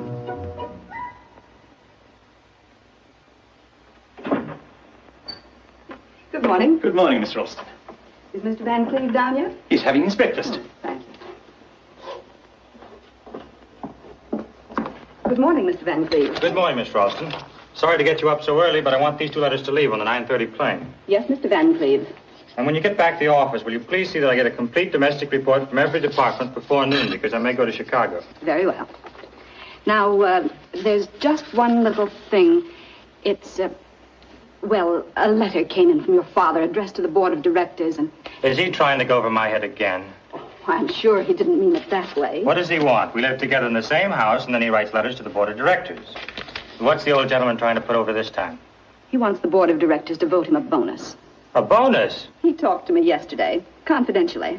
In case that bonus doesn't go through, he wanted me to persuade you to give him at least an advance on his monthly check. He shouldn't go to you, Miss Ralston. Oh, but... Well, I'm going to give him a lesson.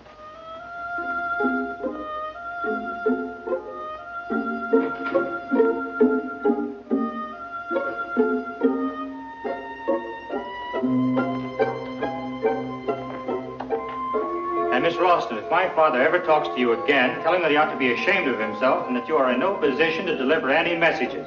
Yes, Mr. Van Cleve. Why, Mr. Van Cleve? Is he in a bad mood? Terrible. Now, look here, Miss Ralston, would you do me a very great favor? Father? Oh, good morning, Jack. Good morning. I'd like to talk to you. Father?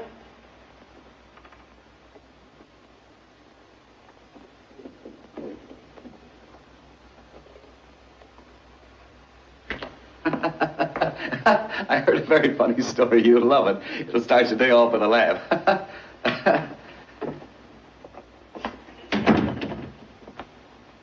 You ought to be ashamed of yourself. Coming home at all hours, making a wreck of yourself. How much longer do you think you can keep this up? Please, Jack, don't scold me. Someday you're going to collapse. Do I look that bad? You look like a ghost. I know you're right, Jack. I know I should change my way of living. But, my boy, put yourself in my position. I'm lonesome. You're always away somewhere on business. And being alone in this big house night after night, you don't know what it's like. Neither do you, because you're never at home. But I can imagine what it's like. And, Jack, it's horrible. Now, my boy, I want to talk to you. I'm not fooling myself. I'm not getting any younger. I think the time has come for me to change my way of living. You know, Jack, when a man gets to be 60, the blood doesn't flow as fast anymore. Instead of a wild mountain stream, it becomes a quiet little brook. The other day, when I was sitting here all alone, you know what I felt like doing? What? I felt like I wanted to sit in a nice, comfortable chair and read and read and read. Well, why didn't you? You know, the library's full of books, and I'm sure you haven't read one of them. Jack, the eyes can't take it anymore. Why don't you go to an oculist? Yes, that might do. Yes, that might do. But, on the other hand, what do you think of the idea of having, well, some kind of reader? You know, someone with a pleasant voice, nice diction. I know just what you want. You mean one of those nice, quiet fellows from Yale or Harvard. Oh, they're easy to get. Now, who is she? Jack, you have the most suspicious mind. Come on. How old is she? Well, she's an unusually adult young woman. I met her at old Wilson Weatherby. She was his reader. The whole thing sounds a little fishy to me. Now, Jack, why do you want to deprive your old father of a little cultural pleasure? I can think of nothing more dignified and homelike than sitting in front of a fireplace and having someone read a fine book to me. Something worthwhile. Something...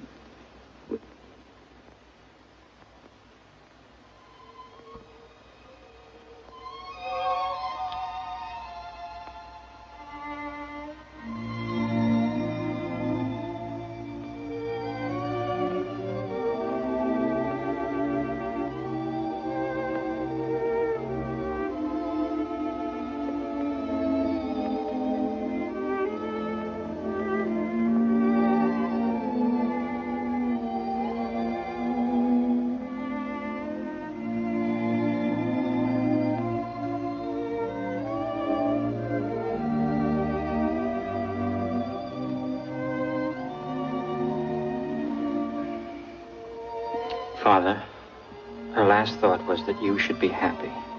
And I promised her I'd see to it. So if you want this young lady to read to you, go ahead with my blessing.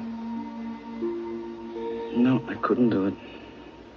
When a man gets to be 60, his life isn't over, Father. Doesn't have to be over. If a man is lonely and he feels that he needs, well... You mean the feminine touch? That's natural. But I think he should find someone closer to his own age. Maybe. Not a girl of, 24. Well, that is a little out of proportion. I'm afraid so. But if, on the other hand, he should meet a cultured woman of... Right. Someone with real dignity? A woman of about 50 or 51. Or 52 or 53 or even 55. That's more like it. Yeah. Jack, my future looks pretty depressing. Mr. Van Cleve, you're wanted on the telephone, sir. Hello. What? Oh, just a moment.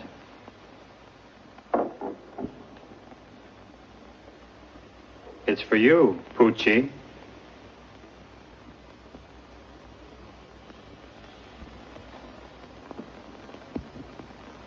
As a man grows older, his medicine cabinet grows bigger. This is me at 70.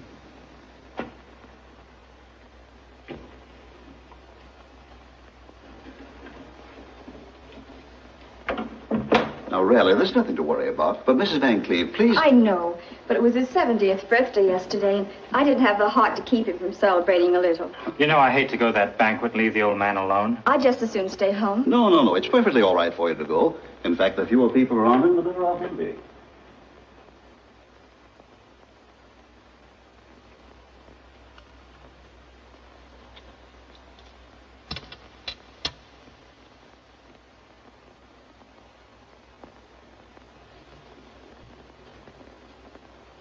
Now, Mr. Van Cleve, I'm sorry to wake you up, but it has to be done. Yeah, if I could just see the people say it.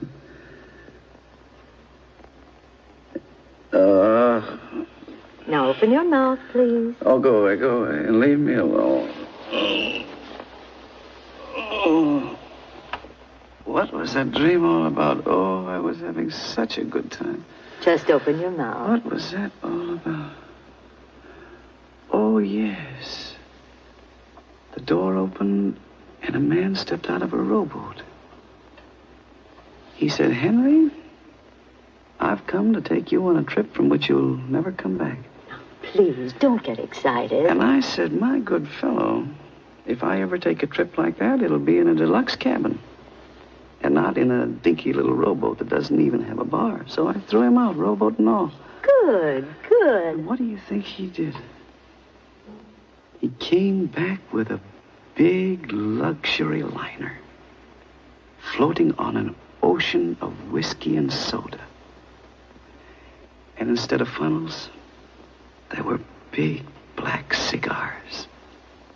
And on top of the bar, sitting in a lifeboat, was the most beautiful blonde, wearing a Merry Widow costume.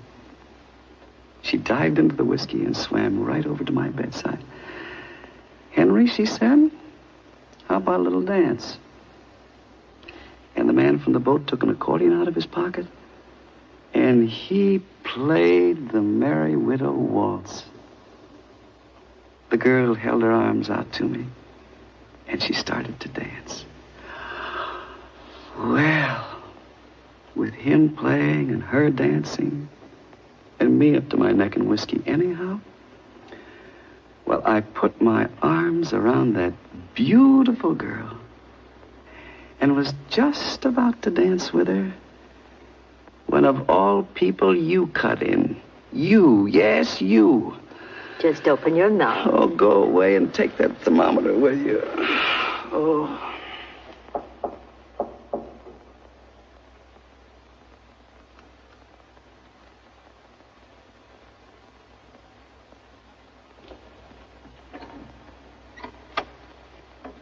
The night nurse just arrived. All right.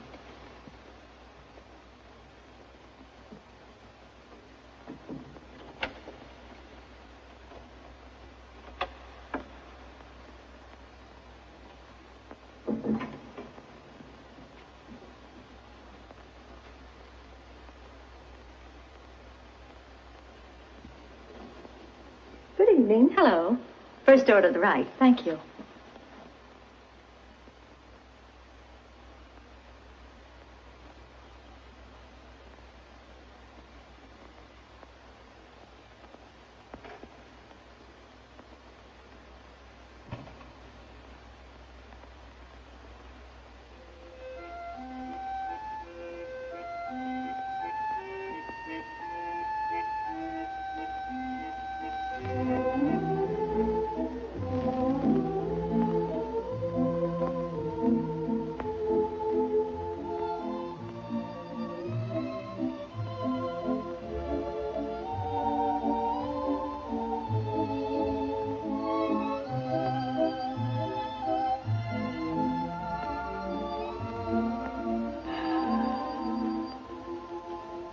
I'd fallen asleep, and suddenly I was awakened by a caressing touch on my forehead. I opened my eyes, and there she was, sitting right on the edge of the bed. Nellie Brown, registered nurse. Your Excellency, one look at her, and it didn't matter whether she was registered or not. Then she took out a thermometer, and she said, "Open your mouth." Who wouldn't for Nellie? And then she put the thermometer in, and my temperature went up to 110. Who could ask for a more beautiful death?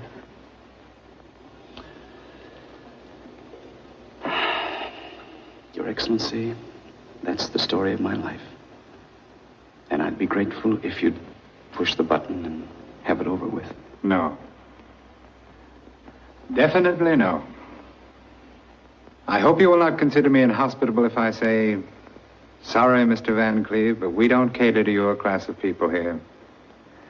Please make your reservations somewhere else. Somewhere else?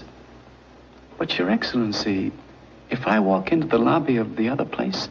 You mean above? Yes. I know what will happen. They might not even let me register. The doorman might not even let me in. Well, you never can tell. It's worth trying. Sometimes they have a small room vacant in the annex. Not exactly on the sunny side and not so very comfortable. The bed may be hard and you might have to wait a few hundred years until they move you into the main building. Well, it doesn't hurt to try. After all, they may inquire about you among the residents in the main building. I think you'll find a lot of people who'll give you a good reference. That always helps. For instance, there were several young ladies. What about them? Well, some of them might be there. And so far as I can see, you've made them all very happy. I'm sure they'd like to see you happy, too. And your grandfather. Oh, yes. Grandfather. Don't you think he'll be waiting for you? He might. He will. And not with a baseball bat. And if they all should fail, there's still someone else. Yes. She's up there. And she will plead for you. Do you think so? You know she will. Yes, Mr. Van Cleve. I would say you have a chance. A very good chance. Anyway, it's worth trying.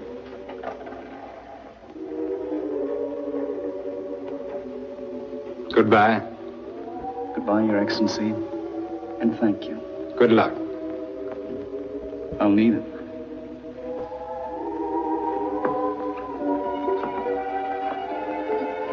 Down? No. Up.